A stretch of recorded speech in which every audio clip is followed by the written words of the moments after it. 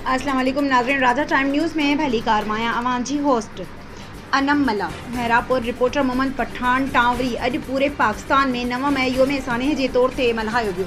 उन सिलसिले में महरापुर शहर में पाकिस्तान जिंदाबाद मूवमेंट के तरफां तालका chairman Mohammad Azeem Noonari, vice chairman Mohammad Pathan Tawri, vice chairman Sindh Zafar Ali Ghangro की क़यादत में एक वॾी रैली कढी वई, जेका सचिल प्रेस क्लब PZM ऑफिस का शुरू थी। मुख्तलिफ रस्तन का थींदी सिटी प्रेस क्लब पहुती रैली में शरीक शहरन खिताब कंदे चो त पाकिस्तान तहरीक इंसाफ मुल्क में जो इंतशार पैदा किया है उन जो मुल्क ते वॾो असर पियो है।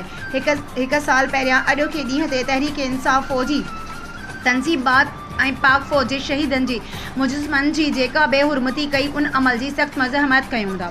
संदन वधीक चवण हुयो त पाकिस्तानी अवाम पंहिंजी आर्मी से कदम ब कदम गॾु आहे ऐं रहंदी। आख़िर में पाक फौज जिंदाबाद, ISI जिंदाबाद, पाकिस्तान जिंदाबाद जा उभ ॾारींदड़ नारा हया विया।